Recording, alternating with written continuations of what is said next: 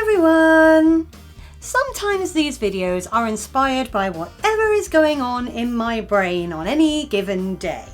Other times it might be a news story or an event that makes me go, I need to make a video about that. This week's video is kind of a combination of those two things. Recently the news broke that Sarah Harding, a singer with Girls Aloud, had died from breast cancer at the age of just 39. I never knew Sarah personally, I never even met her, and yet for some reason her death really affected me. I don't know if it's just because of being a very similar age, or whether it was more the case that I was, and am, a huge fan of Girls Aloud. In fact, when I was in my mid-20s, I had a job working at a primary school that was about a 40, sometimes on a slow day, 45-minute drive from my house. I had to start work at 8 a.m, which meant I usually left the house by about 7:10 in the morning to ensure that I got there on time. And if you're a long-term viewer of this channel, you will know I am not a morning person. In fact, the only way I could get into the right mindset to face the day was by listening to upbeat music in the car, and my album of choice pretty much every single day was Out of Control by Girls Aloud. Songs like Untouchable,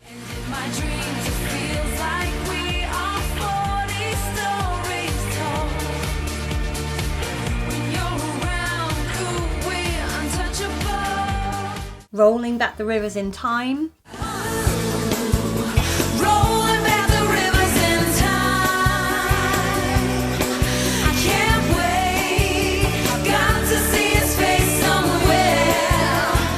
and The Promise.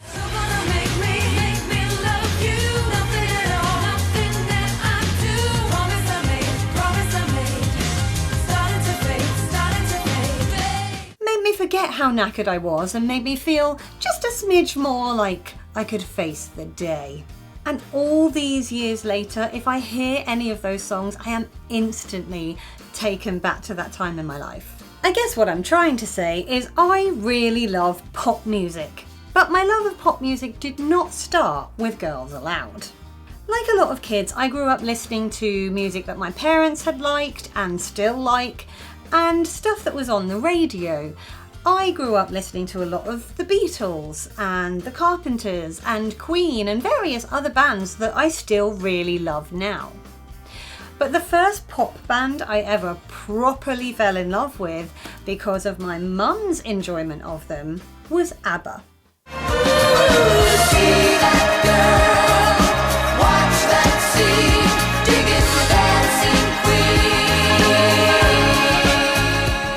My mum still loves ABBA now, and so do I. Then of course, because my mum would play the radio around the house, I started to discover modern pop bands for myself. And as was the case for most people of my generation, the first pop band I fell wildly in love with was Take That. In fact, to this day, I still consider Pray by Take That to be an example of basically a perfect pop song. All I do each night is pray.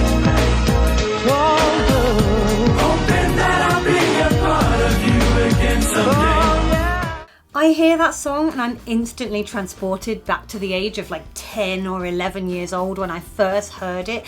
Now admittedly, when I was maybe 10 years old, I had a friend at primary school who hated Take That, and we thought we were really cool by calling ourselves the We Hate Take That Club.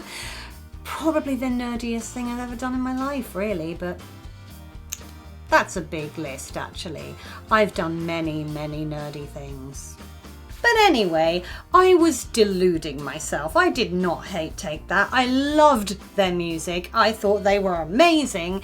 And when I moved away from the area, the first thing I did was tell the kids at my new school, I love Take That! Because I finally felt free enough to say it.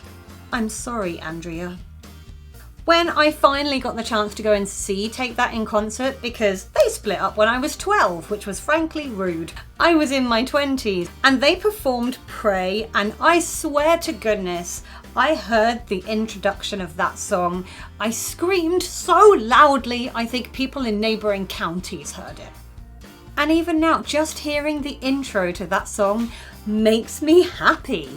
As does hearing the intro to Everything Changes, which is another brilliant pop song.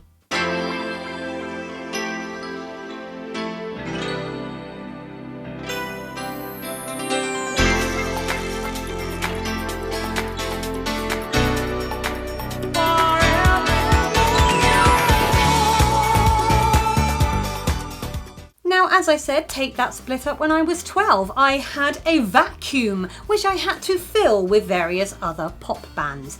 And then when I was 14, I fell in love with another pop band called 911.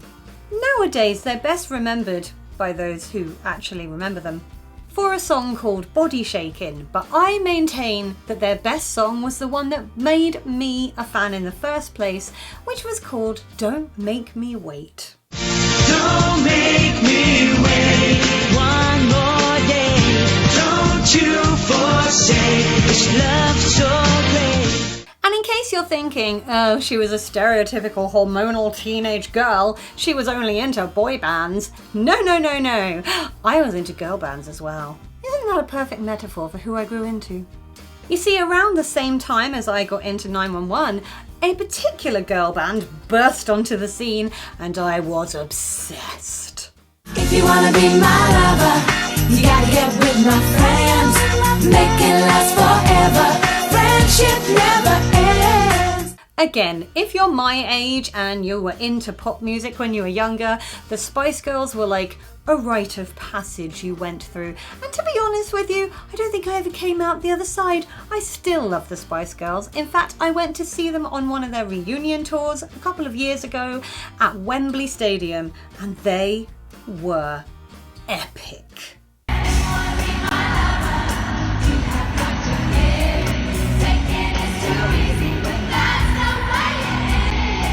Now yes, if you are a long-term viewer of this channel, you might be thinking, hang on a minute, I thought this channel was called Mrs. Mannix because Emma is obsessed with the band The Manic Street Preachers, and they are definitely not a pop band. And you would be correct. And honestly, I'm kind of embarrassed to say that a couple of years after I got into the Manics, I went through a phase of being, a little bit too try-hard with the whole rock chick vibe.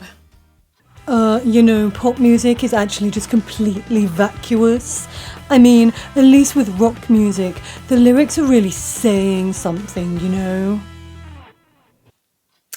I'm not proud of that phase. But the thing is, at least I came out the other side of it. I now realise that I can be a huge fan of rock music and love a good guitar riff and still hear a pop song from the 90s and be instantly transported and think, this is brilliant! Some people never grow out of the whole try hard, only rock music counts phase. In fact, they turn into the kind of people who moan on Twitter and say things like, pop music isn't real music. Spoiler alert! Just because you don't like a particular genre doesn't mean that it's not music.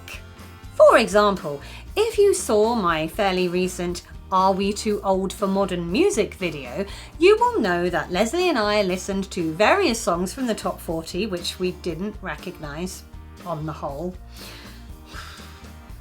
And I absolutely hated, loathed and despised a lot of it because there is a current trend for singing really lazily over a very dull, underproduced backing track. I am singing a song and this is how I sing it. I'm not really singing, I'm sort of talking. That trend needs to die, but just because I hate it doesn't mean that those songs aren't music. Someone somewhere clearly likes them. In fact, a lot of people all over the place clearly like them because they're in the charts. They're popular. Just because I don't understand why doesn't mean that it's not music. The thing is, The question of what makes music good is entirely subjective. One person will be like, well, if it hasn't got hardcore rap and like a grime beat to it, then it's not music. Somebody else might be thinking, well, if it's not a beautiful ballad sung by pretty boys on stools, that's not real music. We all have an opinion. None of us are 100% right, they're just opinions. There are various genres of music in the world, and there are people who will criticize each genre because, you know, humans. But for some reason, pop seems to come under fire the most.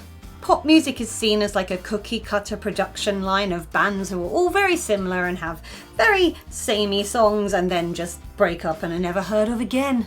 But even if that's the way it goes, that doesn't actually make those songs bad.